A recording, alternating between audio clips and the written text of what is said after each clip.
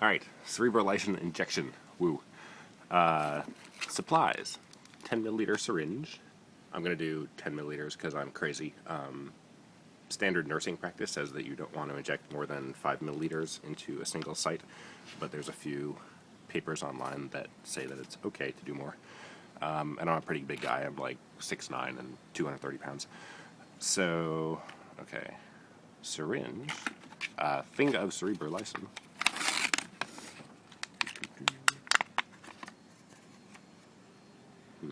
Not English. Interesting. Needle for injection. It's a 23 gauge thin wall needle. You can use pretty much anything that's an inch to an inch and a half long. Larger gauge will make it go in faster, but you don't need to. Oh, Band-Aid. That's always good. Needle for drawing up the solution. I use a different needle and a filter, and then change the needle before doing the actual injection.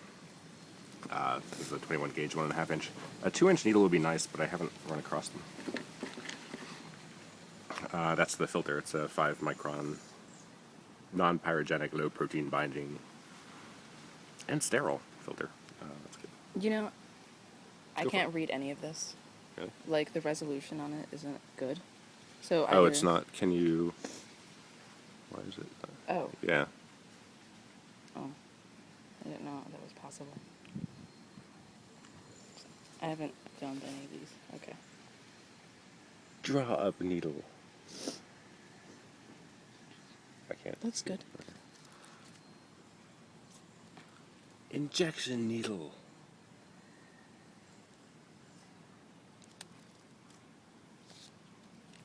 Syringe.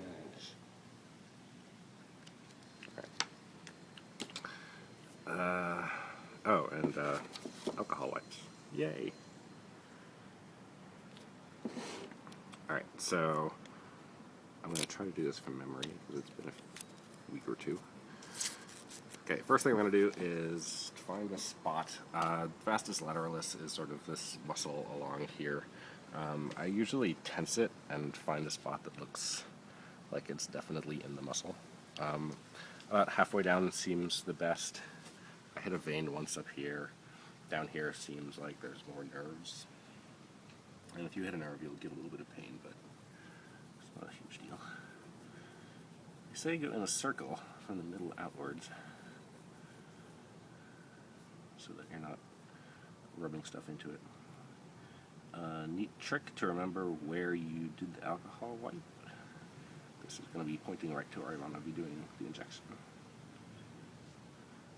Alright, I let that hang out for a while. Another alcohol wipe.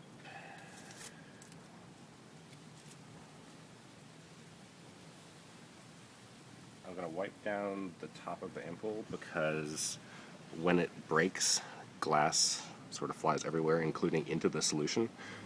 So if there's any bacteria on the outside of the ampoule, it's a good idea to sort of try to kill it before it ends up in there. The filter isn't going to be filtering out bacteria, it's to filter out the glass that ends up in the ampoule.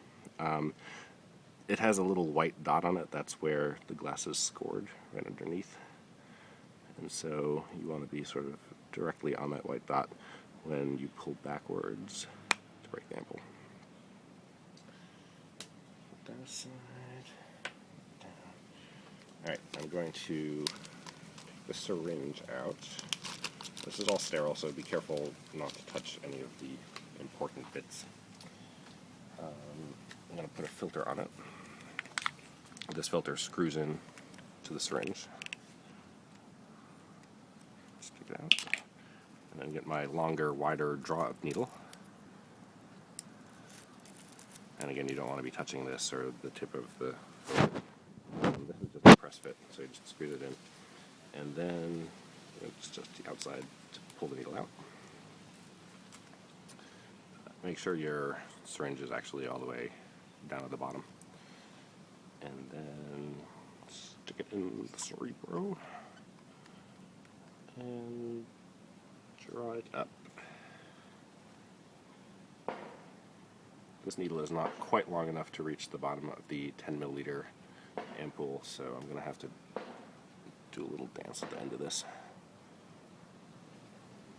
Can you see like the needle inside at the bottom under the label?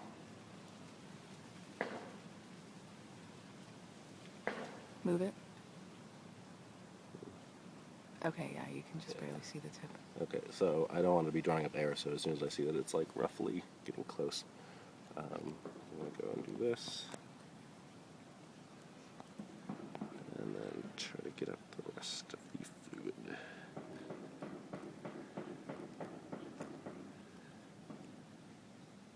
There you go. And if you get some bubbles in the syringe during this, it's not a big deal because you're going to knock them out again later. Alright, yeah, so then this filter just screws off. Put this somewhere safe where you don't stab yourself. And then I'm going to put on the injection needle, the IM1.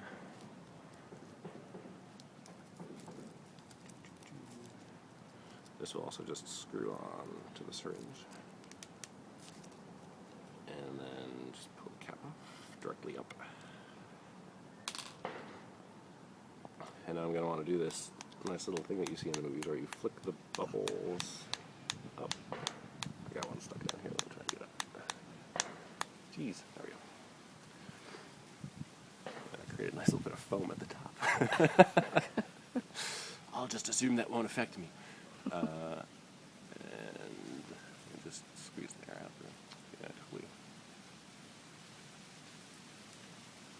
See if I can get those bubbles. There we go. A couple tiny bubbles in your muscle aren't going to kill you.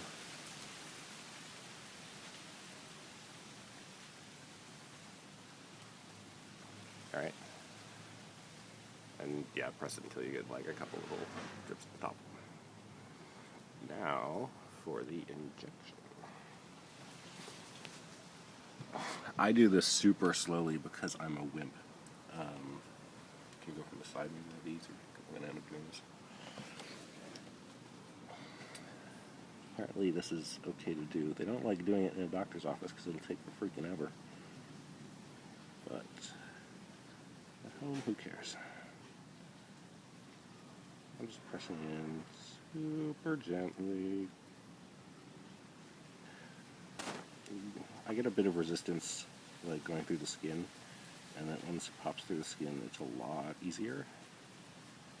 And then it'll go in a little bit more through the fat and subcutaneous tissue, and then you'll get a little bit more resistance as you go into the muscle itself.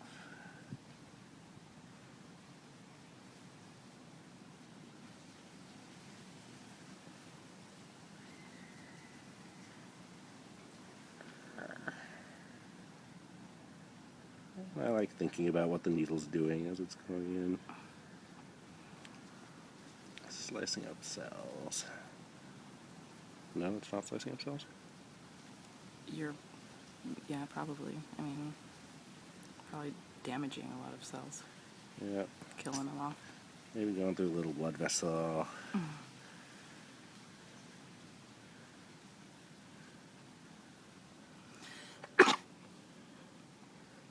Not sterile anymore. Yeah.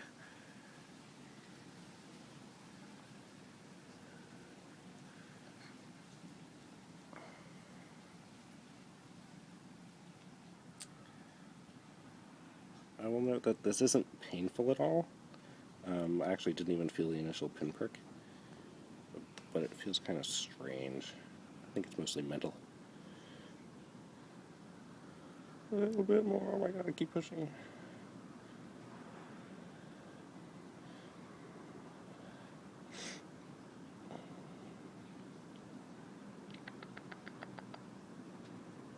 When do you know you've pushed it in as you far can as go right up to the little white hilt. glue thing at the top. Yeah, the hilt. Yeah. Oh my.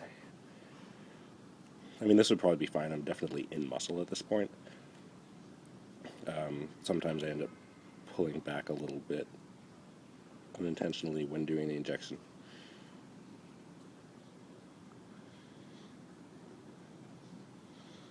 Alright, I'm just going to run with that, actually. You want to switch to the other side? I'm going to be doing this.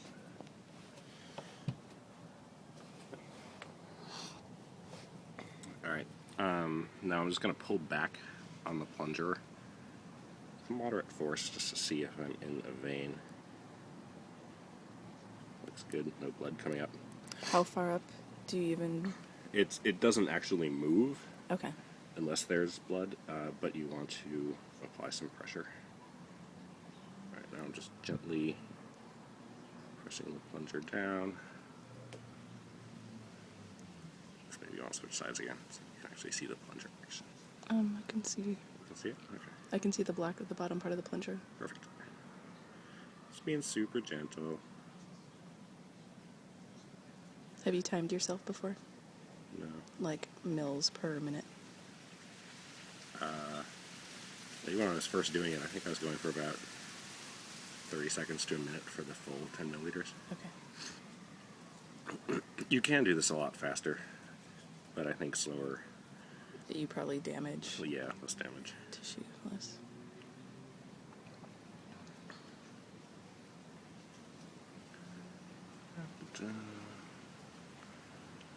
This seems successful so far. Happy. Do you notice a physical sensation of swelling? Afterwards, I've noticed there's a slight lump. I feel something, it's hard to describe. Do you feel a temperature difference? No.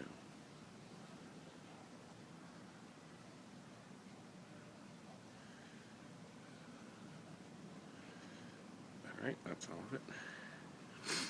And I'm just going to pull it out. And immediately apply pressure. See, very little blood. Usually that's all I get. Sometimes there will be a bit more, but a bit of pressure and no issues. Band-Aid.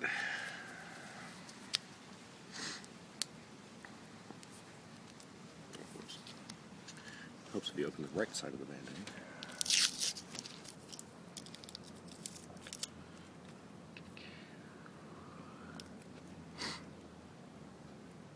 And sometimes even finding where to put the Band-Aid is tricky. And done. And then, dispose of your sharps in a sharps container, etc., etc. Alright. And then you press the record button